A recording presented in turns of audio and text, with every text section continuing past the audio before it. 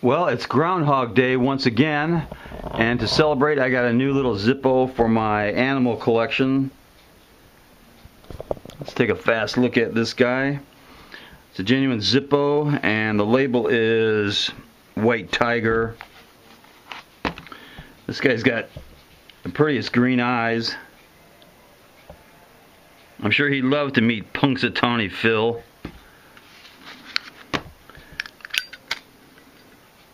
Fires up just like a Zippo should, and this one was made in K of 13, so it's not too old. It's got a real nice sound.